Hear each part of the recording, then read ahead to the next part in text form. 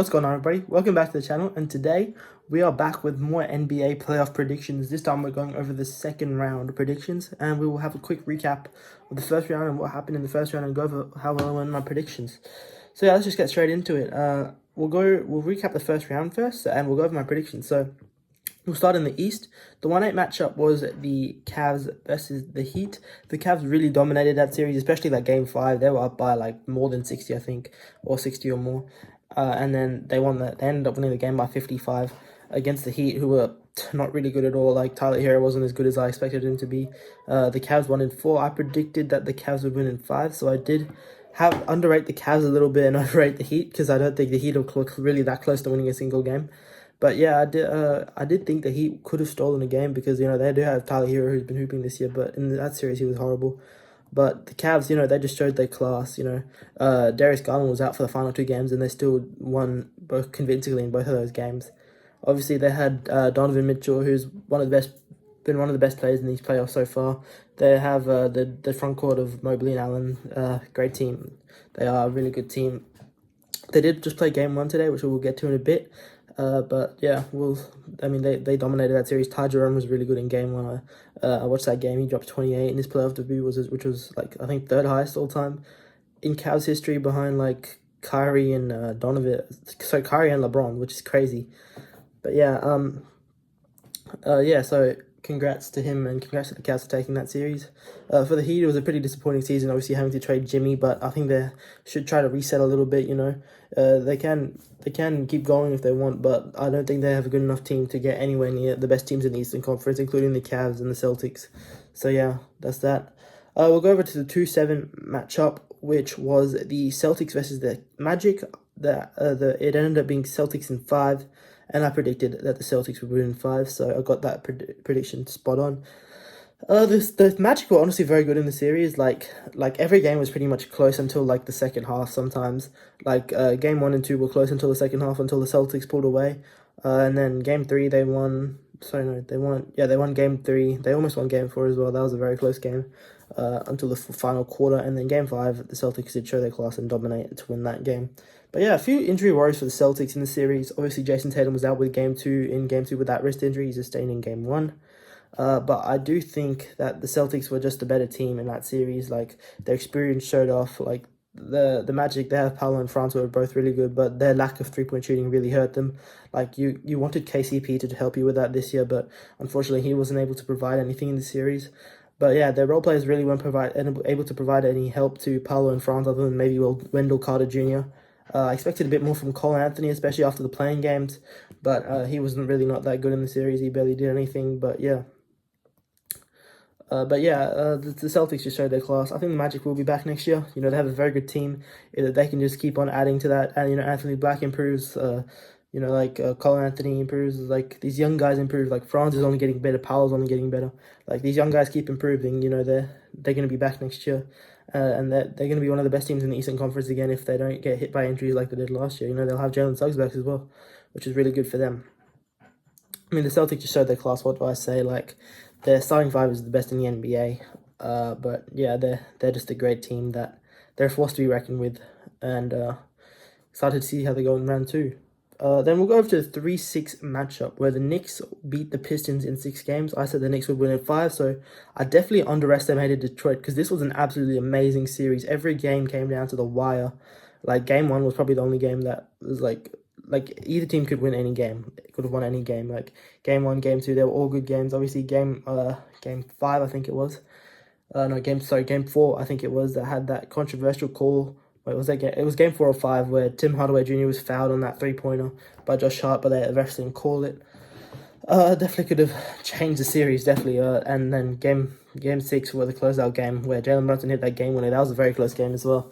So, I mean, an absolutely cracking series. I definitely underestimated the Pistons' ability against the Knicks. I just think the Knicks relied too heavily on Jalen Brunson in the stretch. I mean, he's a very good player. Trust me, I know from his Mavs days. But, I mean, you have so many other offensive weapons that you could have gone to. Like, you have Karl Anthony Towns, Mikal Bridges, OG Anunoby. Like, these are 3 very good offensive players that you could have really gone to down the stretch, other than just relying on Brunson to provide every single bucket. And they did that in that game, I think it was game 4, where the controversial call happened. Carl Anthony Towns got the final 5 points in that game to give them that win, really. So, yeah, I mean, the Knicks, they're going up against the Celtics. We'll talk about that later. But yeah, great season for the Pistons. I mean, they definitely did a lot better than anyone thought they would do. I didn't think they would make the play-in. So to make the playoffs and almost get past the first round against the Knicks, who were one of the best teams in the NBA in the Eastern Conference this year, like that is a very impressive season to Detroit. So congrats to them. And yeah, happy after that last season, 28 game losing streak. So happy for the fans over there. Then we'll go to the 4-5 matchup.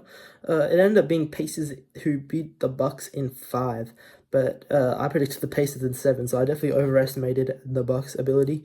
Obviously, Damian Lillard did get hurt in Game 4, and he probably wasn't looking like himself anyway, like his normal self in Games 2 and 3 when he was really fully healthy after coming back from a couple of weeks out with the blood clot. But yeah, I do think that the loss of Damian Lillard was really big for the Bucks. I think that if he was there, fully healthy, like fully energized for the playoffs, like with no hindrance, then I think that they definitely could have won the series. Giannis was just playing like insane, and then Gary Trent was really good in the game that he won and the game that they lost at the end, which we'll talk about. But yeah, I mean it was a good series. It was a good series, like with multiple close games. But the Pacers just had the depth, they had the class, they just had too much depth for the Bucks to handle. But yeah, I do think that the Pacers are one of the best teams in the Eastern Conference, and they're showing it because of their depth. Sure, they don't have that one go-to guy like Tyrese. They have Tyrese and Siakam. Those are two pretty good go-to guys, but like, no, they don't have that one really good go-to guy down the stretch. But they've got the depth to win. That won them this series, and honestly, they've got the depth to advance to the Eastern Conference Finals that we saw last year. But from a Bucks side of things, I guess they did really choke that Game 5. They really should have won that game up 7 with like 35 seconds left. Obviously, Gary Trent Jr. made 2 bad mistakes down the stretch after he had a phenomenal game. I think he dropped like 33. So, I mean, he had a phenomenal game, but until those last 2 moments. But Giannis was just playing like a superhuman, bro. He was insane. But yeah, now let's move on to the Western Conference. We'll go over to the 1-8 series. Well, not a very interesting series. Obviously, Thunder versus Grizzlies. Thunder swept the Grizzlies as I predicted, so I got that prediction spot on.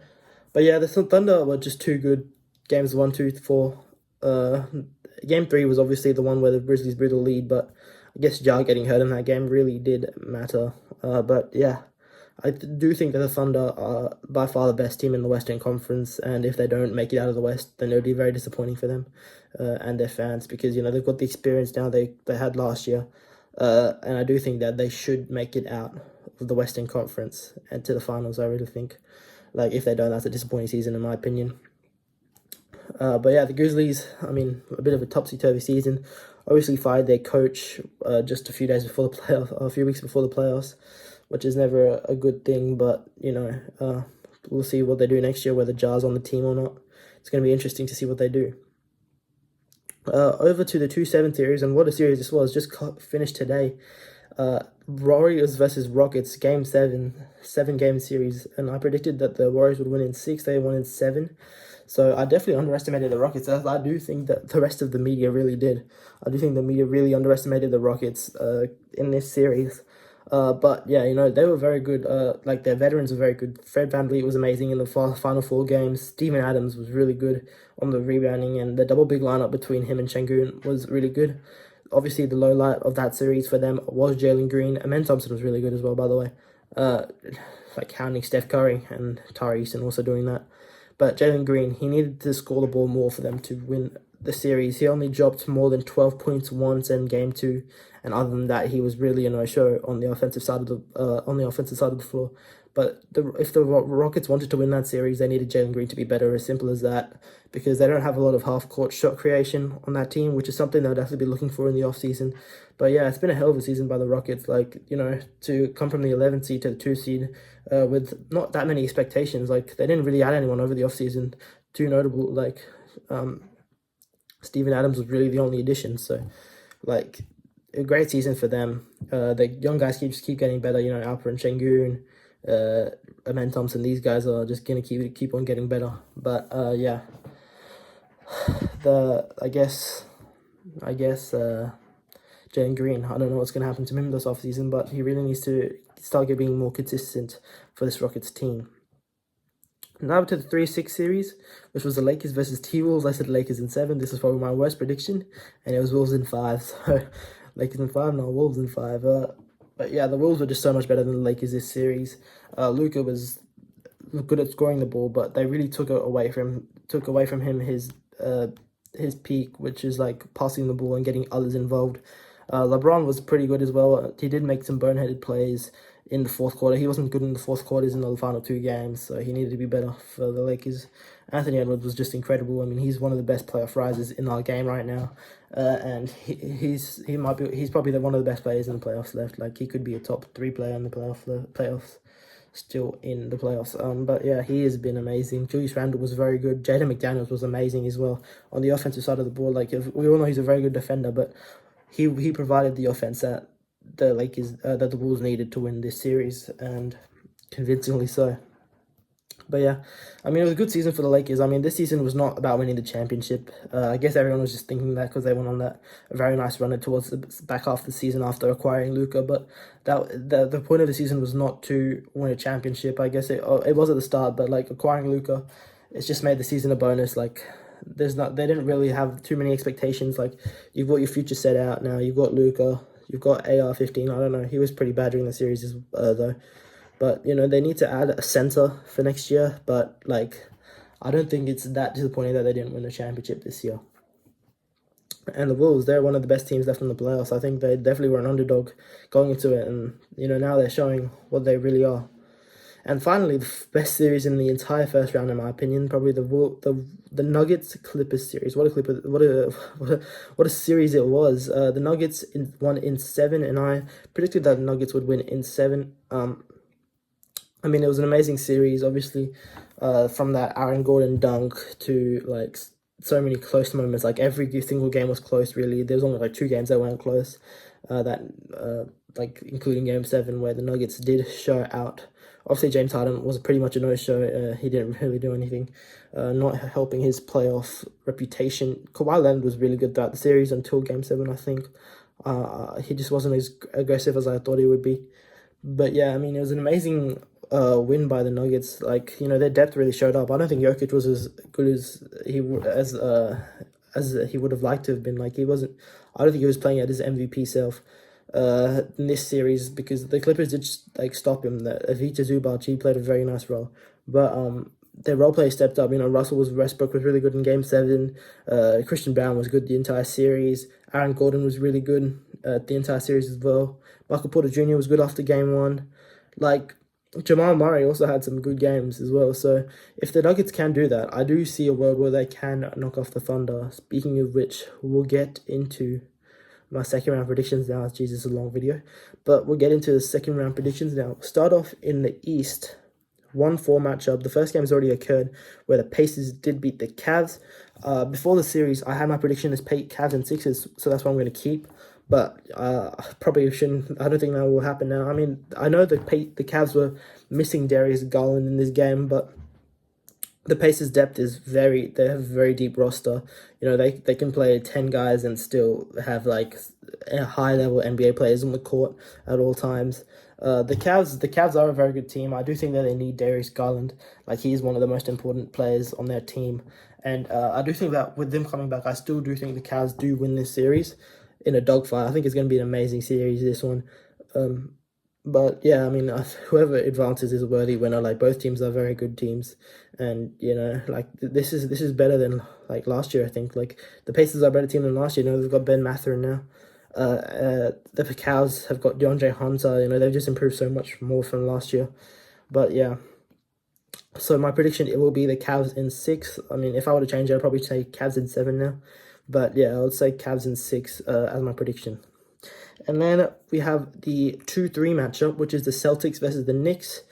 I just don't think the Knicks can get it done here against the Celtics in a 7-game series. They lost every single game to them in the regular season. But I just think the Celtics are so much better team, unless they have some serious injury struggles with Jaylen Brown, Jason Tatum, and like, you know, Drew Holiday's got a bit of a hamstring as well, I'm pretty sure.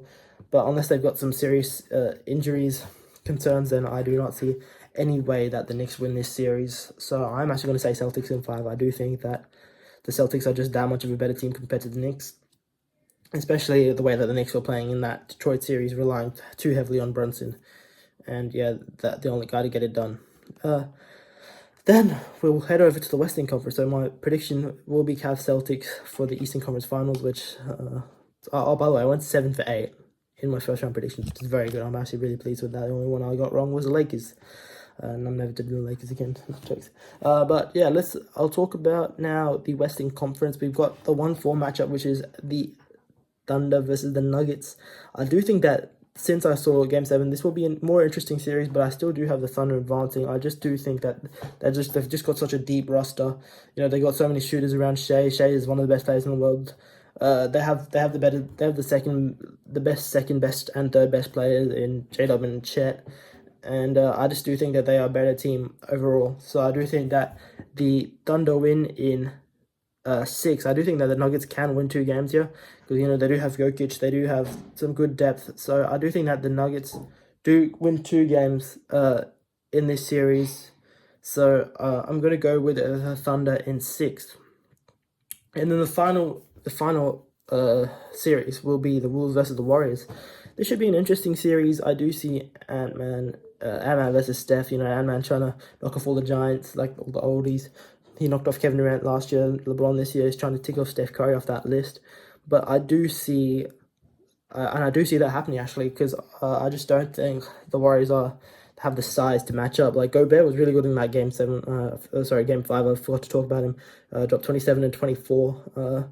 Like I think they don't have the size like the Lakers didn't. I don't think the Warriors have the size either. You know, they haven't got too many tall players. Like they've got Quinn Post, who was okay. They've got Kevon Looney, who I know he was okay as well. But I do think that the Wolves win in 6 games over the Warriors. I do think that the Warriors can steal a couple games because, you know, they have Steph Curry and Jimmy Butler, 2 very good playoff players. But I do think that the Wolves have the best player in the series in Anthony Edwards, and he will deliver them the win. So yeah, guys, thank you for watching. It's been a rather long video, but in my final predictions, I have the Cavs versus the Celtics in the East and the Wolves against the Thunder in the West. So yeah, guys, thanks for watching. I'll see you guys in the next one. Peace.